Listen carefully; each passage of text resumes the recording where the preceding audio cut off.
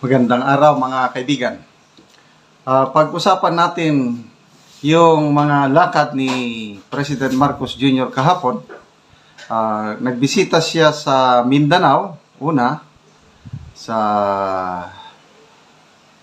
Dato Sinsuat, Maguindanao, sa kampo ng 6th Infantry Division. Then from there, wala siyang ibang activity, wala siyang political rally. Hindi siya humarap sa mga tao. So, umalis siya doon. Then, nagdiretso ng Cebu sa Mactan. Na-timing kahapon, merong caravan, Maisog Cebu caravan. Nung nabalita ng Maisog Cebu caravan na nandun sa Mactan si BBM, nag-change plan sila. Punta sila sa Mactan para salubungin, i-welcome ang Pangulong Marcos Jr. Kailan? Nagtaka sina John Abenes, Hugalbot. Hindi nagtagal doon, hinanap nila si PBBM, hindi nila mahanap. Yung pala, umalis kaagad. Ito, mayroong post ni Jay Sonsa, 37 minutes ago. Sabi niya, anong nangyari kay Bonget? Parang nakakita ng multo sa Mactan Island at basta na lang kumaripas ng layas pauwi ng Maynila. Yung mga post ni na Ibi Hugalbot kahapon, hinahanap nila, nasaan ka na BBM? Kasi gusto nilang salubungin the same thing doon sa Mindanao, yung kaibigan ko doon sa Cotabato City. Sabi, wala sir, sabi, walang makalapit na civilians kay BBM. Grabe ang security. So, ito lang yung presidente na parang, sa ngayon parang takot na siyang humarap sa grupo ng mga tao. Bakit kaya? Kaya sa Mindanao, na-cancel ang mga alyansa rally.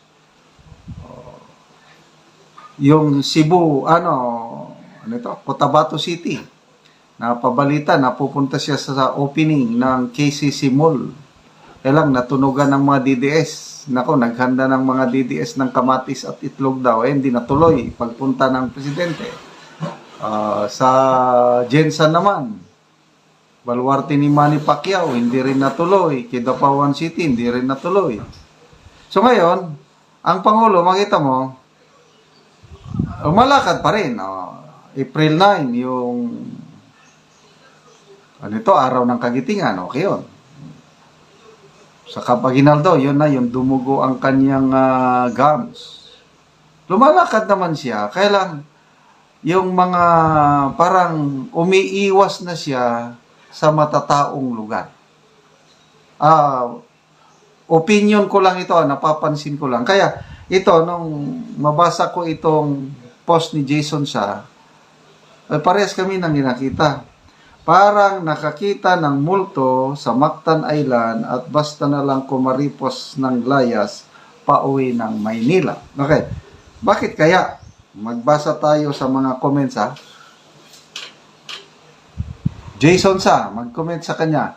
Hindi man lang niya hinintay yung libo-libong mga maisog Cebuano na papunta upang salubungin siya ng masibagong palakpakan at sigawan. Di ba, usually, mga presidente, pagpunta ng ibang lugar, talagang dudumugin. Ako nga, minsan, hindi ko nakita si PRRD nung kapanahonan niya. Nung si Pinoy, dahil na-assign ako sa Camp Aguinaldo by that time, nakakasalamuha ko siya. Minsan nga mayroong nagbisita na Prime Minister of Turkey. Kailangan ng general officer in attendance. So ako yung na-assign na general officer in attendance, palagi akong nakabuntot sa Prime Minister ng Turkey. Kahit saan siya mapunta, mga 3D siya So, napunta kami ng Malacanang, face-to-face dialogue ng Presidente Noynoy Aquino at saka Prime Minister ng Turkey, nandun ako.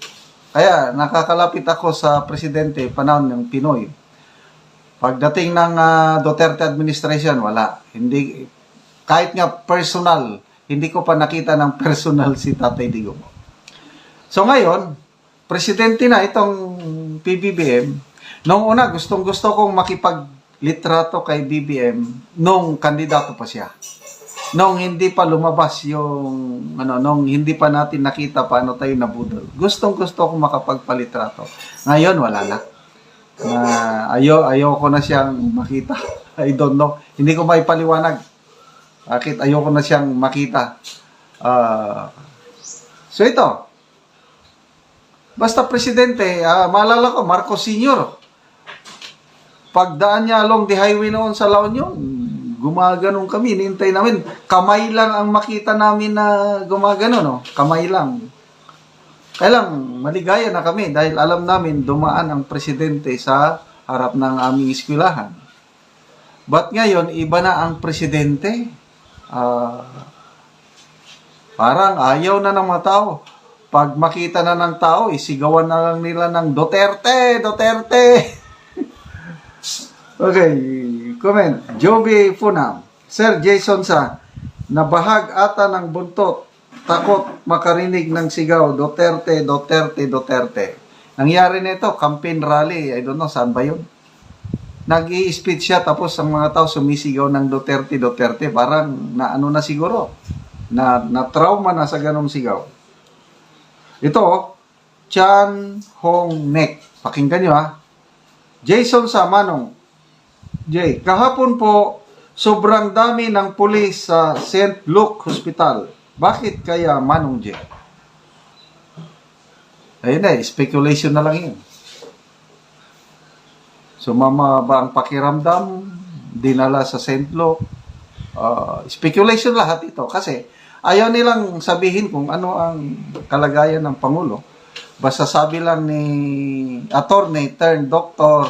Claire Castro, nothing to worry daw tayo sa kalusugan ng Pangulo dahil nakakaharap naman daw niya ang Pangulo, nakikita niya okay lang daw ang Pangulo. Wow! Galing naman. Hindi ba nila pwedeng ipakita sa official doctor ng Malacanang ang presidente? Para naman ang doktor ang magsabi sa atin. Anong kalagayan niya? Article 7, Section 12. Karapatan ng bawat Pilipino na malaman ang kalusugan ng Pangulo. Okay. Sino yung magre-resign?